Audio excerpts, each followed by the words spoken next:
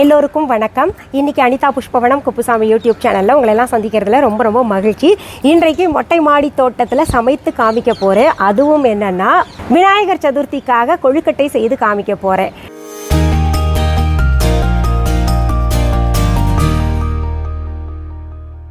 கடந்த ஆண்டே கொழுக்கட்டை செய்து காமிங்கன்னு சிலர் கேட்டிருந்தீங்க. நிறைய பேருக்கு கொழுக்கட்டை செய்ய தெரியும், ஆனால் இந்த தலைமுறையினருக்கு தெரியாத காரணத்தினால செஞ்சு காமிக்கிறேன். கொழுக்கட்டை பல்வேறு விதமாக செய்வாங்க, ஒவ்வொருத்தருக்கும் ஒவ்வொரு ஸ்டைல் இருக்குது. நான் பார்த்திங்கன்னா ரொம்ப எளிமையாக செய்வேன், ஆனால் எங்கள் வீட்டில் எல்லாருக்கும் அதுதான் ரொம்ப பிடிக்கும். சரி, இப்போது அந்த கொழுக்கட்டை செய்வதற்கு தேவையான பொருள்கள் என்னென்னு பார்க்கலாம். அதற்கு முன்பாக இன்றைக்கு பிறந்த நாள் மற்றும் திருமண நாள் காண இருக்கின்ற அனைவருக்குமே என்னுடைய வாழ்த்துகள். உங்களுடைய வாழ்க்கையில் நீங்கள் அனைத்து நலங்களும் வளங்களும் கிடைக்கப்பெற்று நீடூழி வாழணும்னு சொல்லிட்டு நான் இறைவன்கிட்ட பிரார்த்திக்கிறேன். இந்த காணொளியை காண்கின்ற அனைவருக்குமே இந்த நாள் இனிய நாளாக அமையட்டும். என்னுடைய கிச்சன் சரியாக வரைக்கும் உங்களுக்கு மொட்டை மாடியில் தான் நான் சமைச்சு காமிக்க போகிறேன். இந்த மொட்டை மாடியில் சமைக்கிறது சிலர் சொல்லியிருந்தீங்க, நல்லா இருக்கும் மேடம், பேசாத இங்கேயே நீங்கள் சமைச்சு காமிங்க எங்களுக்கு அப்படின்னு கமெண்ட்ஸில் குறிப்பிட்டிருந்தீங்க. எத்தனை நாளைக்கு தான் கிச்சன் ஆல்ட்ரேஷனில் இருக்குதுன்னு சொல்லிட்டு உங்களுக்கு சமைச்சு காமிக்காமல் இருப்பேன் இல்லையா? எளிமையாக இங்கே என்னென்ன செய்து காமிக்க முடியுமோ அது தொடர்ந்து உங்களுக்கு செய்து காமிக்கிறேன். சரி, இப்போது நம்ம கொழுக்கட்டை செய்கிறதுக்கு இந்த எலக்ட்ரிக் ஸ்டவ் தான், இண்டக்ஷன் ஸ்டவ் தான் வச்சுருக்கேன். அதுக்கேற்ற பானை, இட்லி பானை இது இங்கே வச்சிடுறேன். இப்போது தேவையான பொருள்கள் என்னென்னு பார்த்துடலாம். கொழுக்கட்டை மாவு 1/2 கிலோ நான் ரெடிமேடாக வாங்கியிருக்கேன். தேங்காய் துருவல் 2 கப் எடுத்துக்கோங்க. நாட்டு சர்க்கரை 2 கப். ஏலக்காய் தூள் சிறிது, அதாவது கிட்டத்தட்ட 1 டீஸ்பூன் போல் எடுத்துக்கோங்களேன். நான் தோலோடு அரைச்சிருக்கேன், அதனால் 1 டீஸ்பூன் எடுத்துக்கோங்க. இதுக்கு நம்ம எண்ணெய் இல்லாட்டி நெய் கூட எடுத்துக்கலாம், அது தேவைப்படும். எப்போன்னு நான் சொல்கிறேன். கொஞ்சம் உப்பு, சும்மா ஒரு சிட்டிகை அளவு உப்பு போட்டுக்கலாம் இதில், அப்போ தான் நல்லாயிருக்கும். முழுசாக இனிப்பாக இருந்தாலும் நல்லா இருக்காது. இப்போது இதில் தேவையான அளவு தண்ணி சேர்த்துட்டு நம்ம கொஞ்சம் கெட்டியாக பிசைஞ்சுக்கணும். உப்பை கலந்துட்டுடலாம். இங்கே பாருங்கள், மாவை கொஞ்சம் நான் குழைவாக தான் பிசைஞ்சிருக்கேன். சிலர் என்ன பண்ணுவாங்க, கெட்டியாக பிசைஞ்சு அப்படியே கொழுக்கட்டை பிடிச்சிருவாங்க. நான் என்ன பண்ணுவேன், இப்போ இந்த மாவை கொஞ்சம் எண்ணெய் இல்லாட்டி நெய் போட்டு நல்லா வதக்கிட்டு அது பிடிப்பேன். அப்படி செஞ்சால் இன்னும் சுவையாக இருக்கும். இது கூட நிறைய பேருக்கு தெரிஞ்சிருக்கும். இப்போது இன்னும் கொஞ்சம் தண்ணி சேர்த்து பிசைகிறேன். இப்போது இந்த கொழுக்கட்டை மாவு வாங்காதவங்க என்ன பண்ணணுன்னா, வெளியிலேருந்து வாங்கலை நாங்கள் வீட்டிலே செய்யணும் அப்படின்னு நினச்சிங்கன்னா 2 மணி நேரம் பச்சரிசியை ஊற போட்டு நல்லா தண்ணியை நிறுத்திட்டு மிக்சியில் கூட அரைச்சிக்கோங்க. கொஞ்சம் கொஞ்சமாக தண்ணி விட்டுட்டு அரைச்சிக்கிட்டு இந்த மாதிரி மாவாக்கிடுங்க. அதுக்கப்புறம் நம்ம வறுத்துக்கலாம் மாவை. அடுத்தது அடுப்பில் நான் ஒரு பேன் வச்சுருக்கேன் பாருங்கள். அடுப்பை பற்ற வச்சுக்கிட்டு அதில் நான் நெய் சேர்க்குறேன்.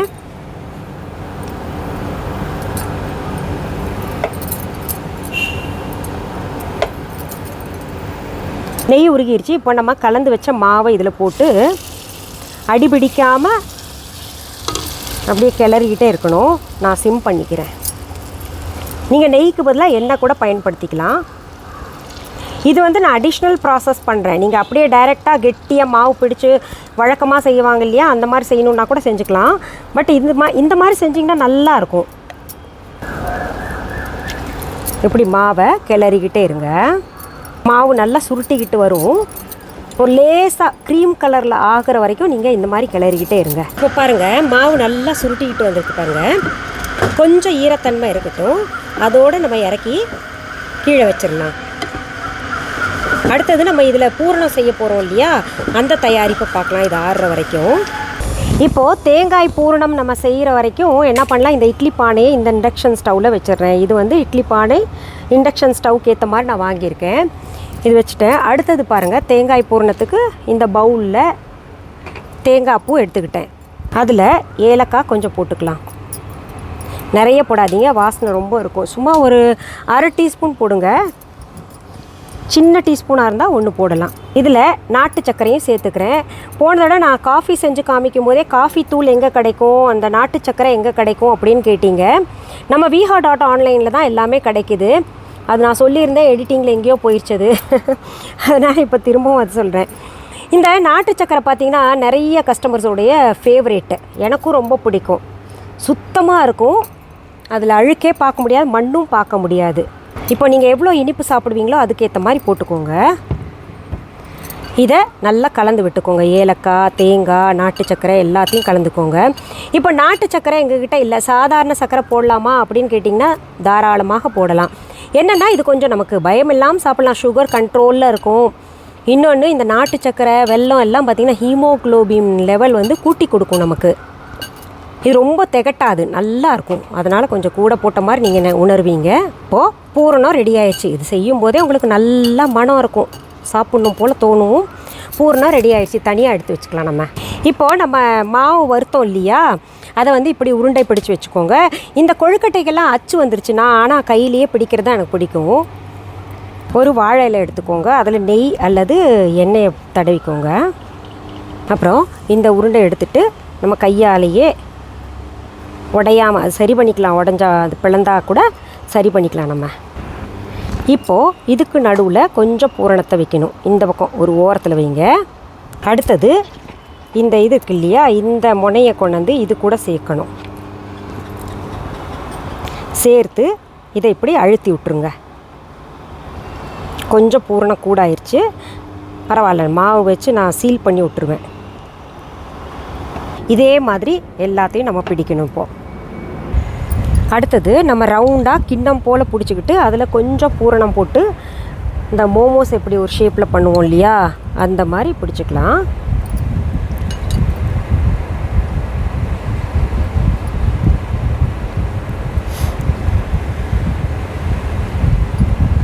இப்படி மேலே ஒரு குடுமி போல் கொண்டு வந்துடலாம். அது வெடிச்சா கூட நீங்கள் கவலைப்படாதீங்க. நான் இப்போ கொஞ்சம் நடுவில் ஒரு வேலை வந்துருச்சுன்னு நடுவில் போயிட்டு வந்தேன், அதனால் கொஞ்சம் மாவு காஞ்சிருச்சு.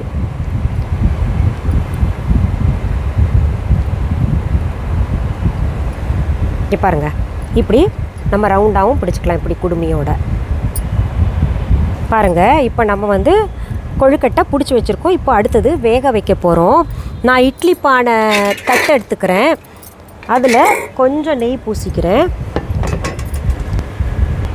பாருங்கள், ஒரு தட்டில் கீழே வச்சுட்டேன். அடுத்தடுத்த தட்டுகளில் மற்றதும் வச்சு வேக வச்சுக்கலாம். இப்போது இதை நல்லா வேக வச்சிடலாம். ஒரு 10 நிமிஷம் ஆகும். இட்லி எப்படி வேக வைக்கிறோமோ அப்படி அத்தனை நேரம் எடுத்துக்கோங்க. கொஞ்சம் ஹை பண்ணி விட்டுறேன் அடுப்பை, சீக்கிரம் வெந்துடும். நம்ம கொழுக்கட்டையை அடுப்பில் வச்சுட்டோம், அது வெந்துக்கிட்டு இருக்கட்டும். அதுக்குள்ளார நான் இன்டர்நேஷ்னல் ஷிப்பிங் பற்றி சில தகவல்கள் உங்கள்கிட்ட நான் சொல்லிடுறேன். இப்போது நிறைய பேர் இன்டர்நேஷ்னல் ஷிப்பிங் கொடுத்துக்கிட்டு இருந்தீங்களே மேடம், ஏன் நிறுத்திட்டீங்க அப்படின்னு கேட்டுக்கிட்டு இருக்கீங்க. ஆகஸ்ட் 15 நாங்கள் இன்டர்நேஷ்னல் ஷிப்பிங் ஆரம்பிப்போம் அப்படின்னு ஒவ்வொரு பதிவிலேயும் சொல்லிக்கிட்டு வர்றேன். இன்றைக்கு ஆகஸ்ட் 15 இன்றையிலிருந்து வெளிநாட்டில் வசிப்பவர்கள் நம்ம viha.online ஆர்டர் ப்ளேஸ் பண்ணலாம். viha.online என்ன அப்படின்னு புதிதாக பார்க்கக்கூடியவர்கள் நினைக்கலாம். கூகுளுக்கு போங்க, www.viha.online அப்படின்னு டெக்ஸ்ட் பண்ணுங்கள். நம்முடைய வெப்சைட் ஓப்பன் ஆகும். அதுலேயே பார்த்தீங்கன்னா மிஸ்ஸஸ் அனிதா குப்புசாமிஸ் அப்படின்னு இருக்கும். அதை பார்த்துட்டு உங்களுக்கு என்ன தேவையோ அந்த பொருள்கள் ஆர்டர் ப்ளேஸ் பண்ணலாம். இதில் ஒரு முக்கியமான செய்தியை சொல்லிக்கிறேன். சிலர் கஸ்டமர் கேர்லேயே கூப்பிட்டு கேட்டுக்கிட்டு இருந்தாங்க, நீங்கள் ஆர்டர் வந்து கொடுத்துக்கிட்டு தான் இருந்தீங்க, ஏன் நிறுத்திட்டீங்க அப்படின்னு. உங்களுக்கு தெரியும், கொரோனா வைரஸ் காரணமாக லாக்டவுன் ஏற்பட்டுருச்சு. அதனால் எங்களுக்கு தொடர்ந்து டிரான்ஸ்போர்ட் ப்ராப்ளம் இருந்த காரணத்தினால கொடுக்க முடியல. இப்போ கூட பார்த்தீங்கன்னா உங்களுக்கு டிரான்ஸ்போர்ட் முழுமையாக வழக்கம் போல் இல்லை. இப்போ நாங்கள் அனுப்புறது கூட பார்த்திங்கன்னா ஸ்பெஷலாக தான் அனுப்புகிறாங்க. வாரத்திற்கு ஒரு முறை ஃப்ளைட் அனுப்புகிறாங்க இல்லையா, விட்டுருக்காங்க, அதில் தான் அனுப்ப முடியும். அதனால் பார்த்திங்கன்னா உங்களுக்கு ஜிஎஸ்டி, அதாவது ஷிப்பிங் சார்ஜ் ப்ரைவேட்டாக டிஹெச்எல்ல கொடுத்துக்கிட்டு இருக்கோம். ஏற்கனவே கொடுத்துக்கிட்டு இருந்தது ரொம்ப தாமதப்படுத்துகிறாங்க அப்படின்ற காரணத்தினால உங்களுக்கு டிஹெச்எல்ல மாற்றிருக்கோம், சில குரியர்களில் மாற்றிருக்கோம். உங்களுக்கு அதில் போனீங்கனாலே சாய்ஸ், ஆர்டர் ப்ளேஸ் பண்ணும்போதே சாய்ஸ் காமிக்கும். இதில் ஷிப்பிங் சார்ஜ் கொஞ்சம் அதிகம்தான், வழக்கத்தை காட்டிலும் இப்போ அதிகமாக இருக்கும். காரணம், இந்த வாரத்திற்கு ஒரு முறை ஸ்பெஷல் ஃப்ளைட் விட்டுருக்காங்க இல்லையா, அதில் போயிட்டும் வந்துட்டும் இருக்கிற காரணத்தினால யார் அனுப்புனா கூட நம்ம viha.online கிடையாது. இங்கிருந்து இல்லை வேறு எங்கிருந்தாவது நம்ம ஒரு பொருள் வாங்கணும்னா ஷிப்பிங் சார்ஜ் அதிகமாக இருக்கும். அந்த ஷிப்பிங் சார்ஜுக்கும் ஜிஎஸ்டி போடுறாங்க, கொரோனா வைரஸ் மெயின்டெனன்ஸ் சார்ஜ் எல்லாம் போடுறாங்க. இந்த ஷிப்பிங் சார்ஜ் எனக்கு சார்ந்தது கிடையாது. இது நல்லா தெரிஞ்சுக்கணும். நிறைய பேர் என்ன பண்ணுறீங்க, ஷிப்பிங் ரொம்ப ஹை மேடம், ரொம்ப அதிகமாக வச்சுருக்கீங்க அப்படின்னு சொல்கிறீங்க. இது என்னோட கையில் கிடையாதுங்க. நீ எல்லா உலகத்தில் எல்லா இடத்துலையும் ஒரே மாதிரி தான் இருக்கும். ஜிஎஸ்டி கூட நம்ம கவர்மெண்ட்டுக்கு போய் சேர்றது.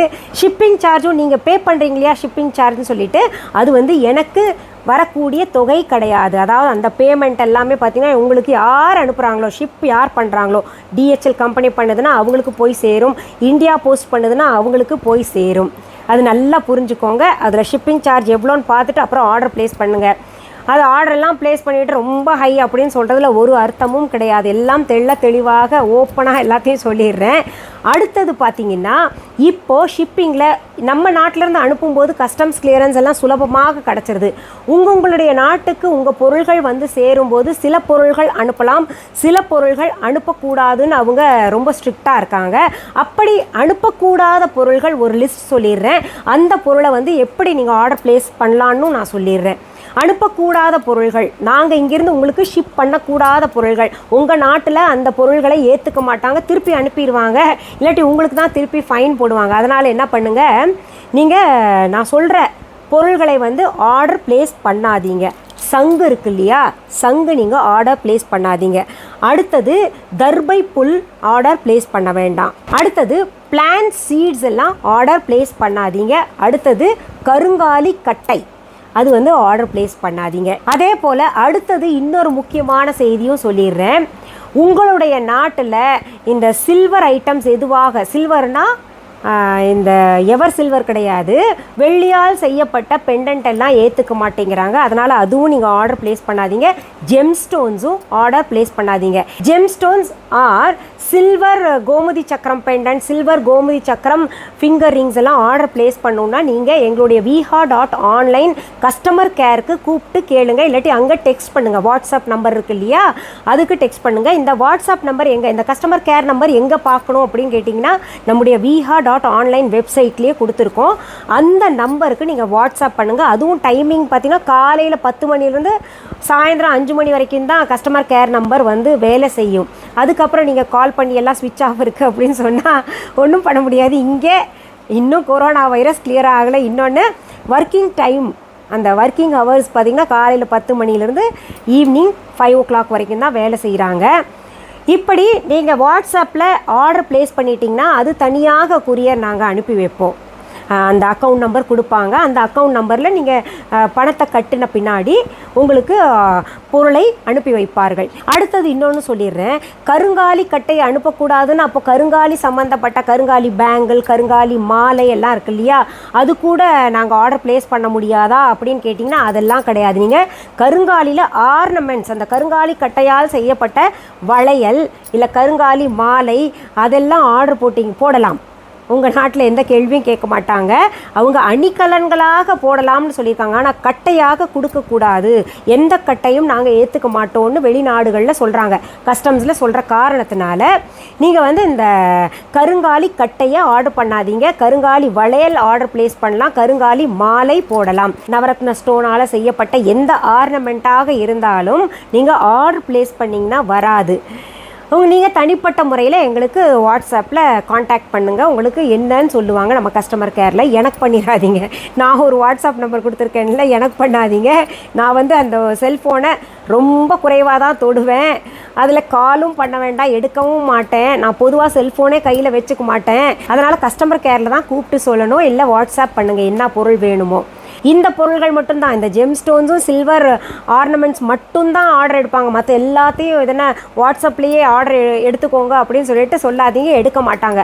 மற்ற அனைத்து பொருள்களுமே நான் இப்போ சொன்னேன்ல, அதை தவிர்த்து மற்ற அனைத்து பொருள்களுமே நீங்கள் வெப்சைட்டில் தான் போய் ஆர்டர் ப்ளேஸ் பண்ணணும். நல்லா தெளிவாயிக்கோங்க, தள்ளி பார்க்காதீங்க, அப்புறம் உங்களுக்கு ஒன்றுமே புரியாது. மற்றபடி நான் செய்யக்கூடிய product soaps, fairness cream, lip balm, இன்னும் நிறைய பொருள்கள் தயாரிக்கிறேன்ல, அதெல்லாம் உங்களுக்கு கிடைக்கும். அதில் எந்த தடையும் கிடையாது.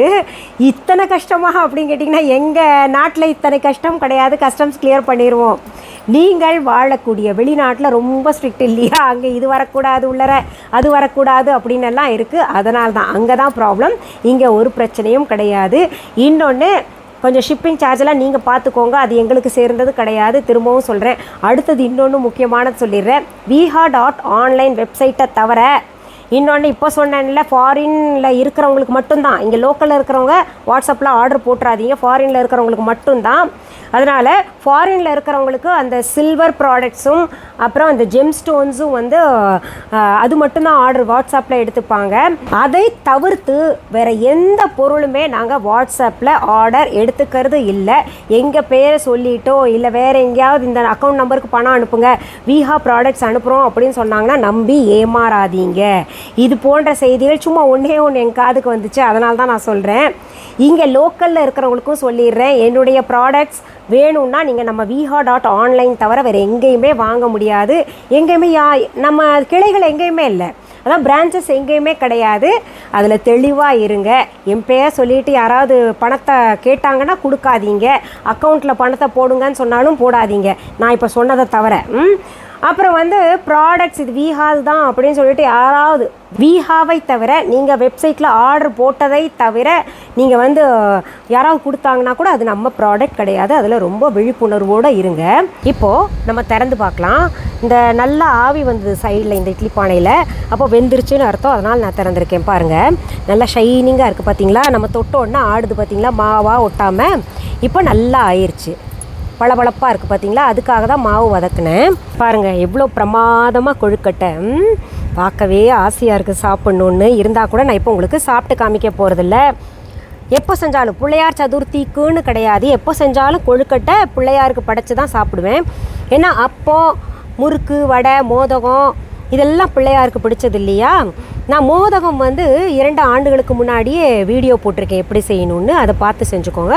முடிஞ்சால் நான் அப்போ செஞ்சு காமிக்கிறேன். மீண்டும் அடுத்த பதிவில் வேறு ஒரு நல்ல தலைப்போடு உங்களெல்லாம் சீக்கிரத்தில் சந்திக்கிறேன். அது வரைக்கும் நன்றி, வணக்கம்.